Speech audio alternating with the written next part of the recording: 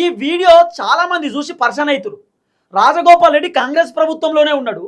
కోమటిరెడ్డి వెంకటరెడ్డి వాళ్ళ తమ్ముడు, కోమటిరెడ్డి బ్రదర్స్. రాజగోపాల్ రెడ్డి కాంగ్రెస్ ప్రభుత్వంలో కీలకంగా ఉన్నటువంటి వ్యక్తి. అలాంటి వ్యక్తి శాసనసభలో, అసెంబ్లీలో కాంగ్రెస్ ప్రభుత్వం దుమ్ము దులిపిండు. మామూలుగా మాట్లాడలే రాజగోపాల్ రెడ్డి. రాజగోపాల్ రెడ్డి ఇయట్లుండి కాదు, దాదాపు 6 నెలల నుండి ప్రభుత్వాన్ని విమర్శిస్తూ వస్తున్నాడు.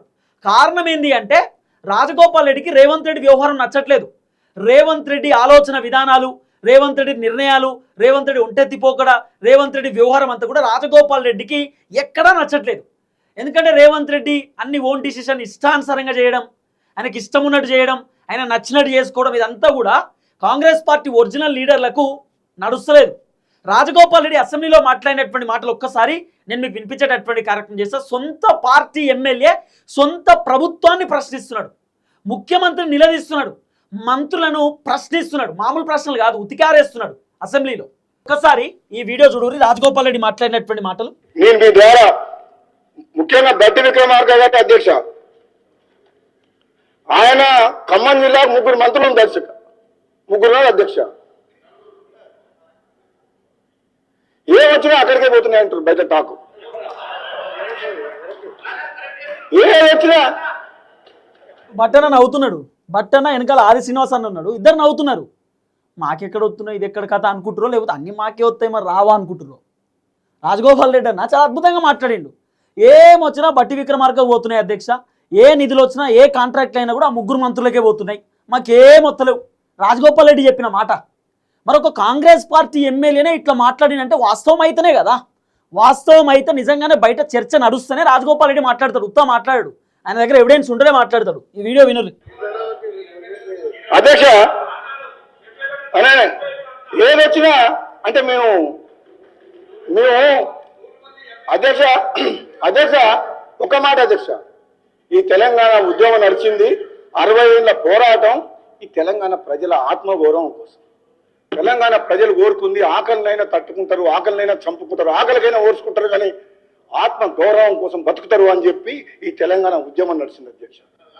మేము శాసనసభ్యులం ఎంతో మంది మీ తెలంగాణ ఉద్యమం ఉన్నప్పుడు మా సొంత పార్టీని ఎదిరించి కూడా పార్లమెంట్ లో తెలంగాణ గొంతు వినిపించి తెలంగాణ తీసుకొచ్చినాం అధ్యక్ష. మాకుండదా అధ్యక్ష? మమ్మల్ని ఎన్నుకున్న ప్రజలు, మాకు ఓటేసి గెలిపించిన ప్రజలు, ఎంపీగా ఎమ్మెల్యేగా గెలిపించినప్పుడు వాళ్ళు అడుగుతుంటే వాళ్ళకు న్యాయం చేయాల్సిన బాధ్యత శాసనసభ్యునిగా నా మీద ఉండదు అధ్యక్ష. ముఖ్యమంత్రి గారు పదే చెప్తున్నారు, నన్ను కొడంగల్ ప్రజలు గెలిపిస్తే నేను ముఖ్యమంత్రి అయినా కొడంగల్ చేసుకుంటా అన్నప్పుడు ఒక శాసనసభ్యునిగా రాజగోపాల్ రెడ్డికి కూడా ఆ ప్రాంత ప్రజలకు న్యాయం చేయాల్సిన బాధ్యత నాకుంది కదా అధ్యక్ష.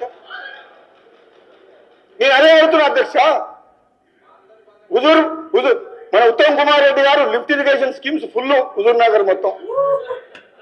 హుజూర్ నగర్ లో ఎకరా భూమికి సాగునీరు అధ్యక్ష. హుజూర్ నగర్ లో ఎకరానికి చిన్న లిఫ్ట్లు 5,000 ఎకరాలంటే ఒక లిఫ్ట్ పెడతారు అధ్యక్ష. మాకు లిఫ్ట్ లేదు, కాలువ లేదు, రిజర్వాయర్ లేదు, చెరువు లేదు, కుంట లేదు. ఏమన్నా అధ్యక్ష మేము మునుగోడు నియోజకవర్గ ప్రజలు నన్ను ఎన్నుకున్న ప్రజలకు ఏం చెప్పాలి అధ్యక్ష?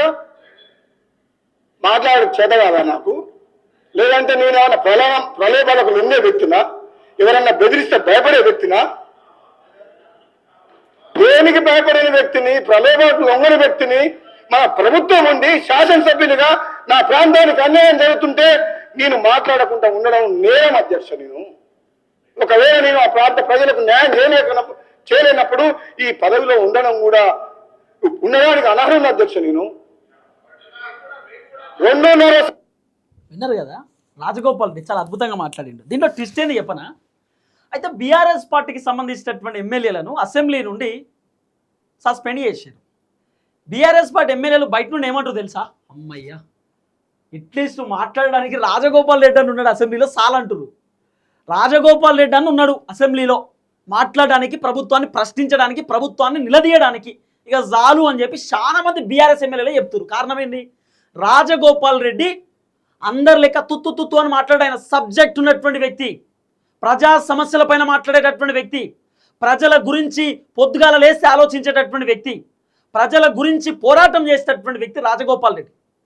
ఇలా పొద్దుగాల చాలామంది మాట్లాడుతూ ఉంటే విన్నా, రాజగోపాల్ రెడ్డి ఇదంతా చూస్తుంటే ముఖ్యమంత్రి అవుతాడేమో అంటే ఎస్, ముఖ్యమంత్రి అయ్యేటటువంటి అవకాశాలు కూడా ఉన్నాయి రాజగోపాల్ రెడ్డి.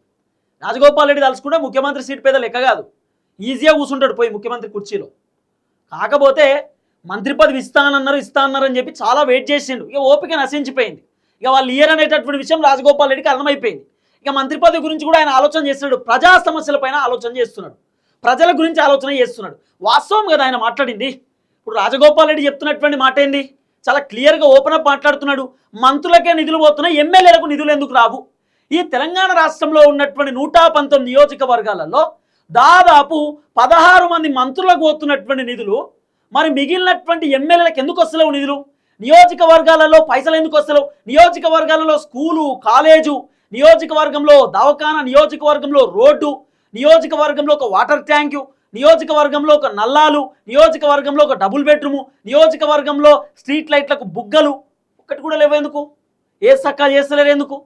ఎంతసేపు పొంగులేటి శ్రీనివాసరెడ్డికి, బట్టి విక్రమార్కకి, తుమ్మల నాగేశ్వరరావుకి, ఉత్తమ్ కుమార్ రెడ్డికి ఈ మంత్రులకు పోతున్నటువంటి నిధులు ఈ తెలంగాణ రాష్ట్రంలో ఉన్నటువంటి ఎమ్మెల్యేల నియోజకవర్గాలకు ఎందుకు పోతలేవు? రాజగోపాల్ రెడ్డి అడుగుతున్నటువంటి ప్రశ్న అదే. రాజగోపాల్ రెడ్డికి సమాధానం చెప్పురి. కాంగ్రెస్ ప్రభుత్వంలో ఉన్నటువంటి పెద్ద పెద్దలు చూద్దాం, సమాధానం చెప్పురి. ఇక ఉత్తమ్ కుమార్ రెడ్డిని లేచి మీ అన్నయ్యని అడుగు అని అంటున్నాడు. వాళ్ళ అన్నయ్యని అడగడం ఏంది? కోమటిరెడ్డి వెంకటరెడ్డి దమ్మున్నటువంటి లీడరు. కోమటిరెడ్డి వెంకటరెడ్డి ఒక దమ్మున్నటువంటి లీడర్. ఆయన అడిగినా అడగకపోయినా కోమటిరెడ్డి వెంకటరెడ్డి అంటే యావత్ తెలంగాణ రాష్ట్రానికి తెలుసు. మీరు కొత్తగా పరిచయం చేయాల్సినటువంటి అవసరం లేదు. ఇప్పుడు కోమటిరెడ్డి వెంకటరెడ్డి ఒక రూపాయి దంద చేసినని చెప్పి ప్రూవ్ చేయరు చూద్దాం. ఒక రూపాయి పలానా కాడ దంద చేసి వసూలు చేసినని చెప్పి ప్రూవ్ చేయరు చూద్దాం. ఎంటైర్ కాంగ్రెస్ ప్రభుత్వంలో ఉన్నటువంటి ఎమ్మెల్యేలు, ఎంపీలు, మంత్రులు, ఎమ్మెల్సీలు కొంతమంది అవినీతికి పాల్పడుతున్నారు, అక్రమాలకు పాల్పడుతున్నారు అని చెప్పి కొంతమంది పేర్లు కూడా వినబడుతున్నాయి కదా. మరి ఇదే కాంగ్రెస్ ప్రభుత్వంలో ఉన్నటువంటి కోమటిరెడ్డి వెంకటరెడ్డి, కోమటిరెడ్డి రాజగోపాల్ రెడ్డి పేరు ఒక్క అవినీతి చేసిండు కోమటిరెడ్డి బ్రదర్స్ అని చెప్పి ఒకసారి ప్రూవ్ చేయరు చూద్దాం. వాళ్ళు చేయరు కాబట్టి కోమటిరెడ్డి రాజగోపాల్ రెడ్డికి అవినీతి చేయాల్సిన అవసరం లేదు. కోమటిరెడ్డి వెంకటరెడ్డికి అవినీతి చేయాలి, కోట్ల రూపాయలు ఆస్తులు సంపాదించుకోవాలి, కబ్జాలు పెట్టాలి, దందాలు చేయాలని ఆయనకు ఉండదు. ఆయనకంత ఆశ లేదు. ప్రజాసేవ చేయాలి, పబ్లిక్ ఏదో ఒకటి చేయాలనేది వాళ్ళ వర్షన్. అదే కాంగ్రెస్ పార్టీలో ఉన్నటువంటి మంత్రులు ఏడేడ దందాలు పెడదాం, ఏడేడ కబ్జాలు పెడదాం, ఏ భూములు గుంజుకుందాం, ఇదో కథ ఉన్నది. చాలా మంది మంత్రులు కాదు, 2-3 మంత్రులు ఉన్నారు కదా, పొద్దుగాల లేస్తే వాళ్ళ పేరు వినబడతా ఉంటాయి. ఇక ఆ మంత్రులలో ముఖ్యమంత్రి ఉన్నాడా అనేది మీరే క్యాలిక్యులేషన్ చేసుకోరు. అని ఎంత ఘోరం ఉంది చూడరు ప్రభుత్వము. అందుకే సొంత పార్టీ ఎమ్మెల్యే ప్రశ్నిస్తున్నాడు రాజగోపాల్ రెడ్డి. కానీ నిజంగా అసెంబ్లీలో అధికార పార్టీ ఎమ్మెల్యే అధికార పార్టీని ప్రశ్నించాలంటే ఎంత దమ్ముండాలి? అసెంబ్లీలో కాంగ్రెస్ పార్టీ మంత్రులు, ముఖ్యమంత్రి రేవంత్ రెడ్డి, కాంగ్రెస్ ఎమ్మెల్యేలు వాళ్ళ మధ్యలో నిల్చొని రాజగోపాల్ రెడ్డి కాంగ్రెస్ పార్టీని కడిగి పారేస్తున్నాడు అంటే ఎంత గ్రేటు. అసెంబ్లీలో సొంత పార్టీని, సొంత మంత్రులను రాజగోపాల్ రెడ్డి కడిగి పారేస్తున్నాడు, దుమ్ము దులుపుతున్నాడు. మంత్రులకు పోతున్నాయి నిధులు, మంత్రుల నియోజకవర్గాలకు కాంట్రాక్ట్ల బిల్లులు పోతున్నాయి. మాకెందుకు రావు, మాకెందుకు వస్తలేవు, మా ఎమ్మెల్యేల నియోజకవర్గాలకు ఎందుకు మీరు కాంట్రాక్ట్లకు సంబంధించిన బిల్లులు ఇస్తలేరు, ఎందుకు మీరు నిధులు ఇస్తలేరు అని చెప్పి చాలా క్లియర్గా రాజగోపాల్ రెడ్డి అసెంబ్లీలో కాంగ్రెస్ ప్రభుత్వాన్ని, సొంత ప్రభుత్వాన్ని ప్రశ్నిస్తున్నాడు. ఇది దమ్మున్నటువంటి లీడర్ మాట్లాడాల్సిన మాటలు. దమ్మున్నది కాబట్టి మాట్లాడుతున్నాడు.